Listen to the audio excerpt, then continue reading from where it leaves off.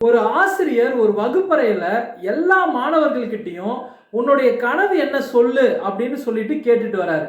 எல்லா மாணவர்களும் நான் டாக்டர் ஆக போறேன், நான் இன்ஜினியர் ஆக போறேன், நான் வக்கீலாக போறேன், நான் டீச்சர் ஆக போறேன்னு எல்லாருமே அவங்களுடைய கனவுகளை சொல்லிட்டாங்க. அதுல ஒரு மாணவன் மட்டும் எதுவுமே சொல்லாத மௌனமா உட்கார்ந்துட்டு இருந்தான். அந்த ஆசிரியர் போய் அந்த மாணவன்கிட்ட கேட்டாரு, எல்லாரும் அவங்க கனவை சொல்லிட்டாங்கப்பா, நீ மட்டும்தான் இன்னும் சொல்லாத இருக்க அப்படின்னு சொல்லிட்டு அந்த மாணவன் கிட்ட கேட்டாங்க. அப்ப அந்த மாணவன் சொன்ன பதில் ரொம்ப அருமையான பதில். அந்த பதில் என்ன அப்படின்னு பார்த்தீங்கன்னா, இவங்க சொன்ன எதுவா வேணாலும் நான் ஆகிறதுக்கு தயாரா இருக்கேன்.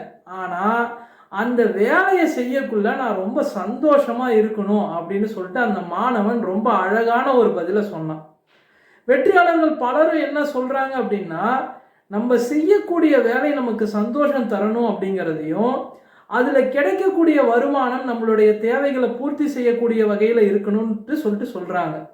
அதுதான் ஒரு மிக சிறந்த வாழ்க்கையா இருக்க முடியும் அப்படின்னு சொல்லிட்டு அவங்க சொல்லக்கூடிய விஷயங்களை இதுல பதிவு பண்றேன். அடுத்த ஒரு பதிவுல சந்திக்கலாம். நன்றி.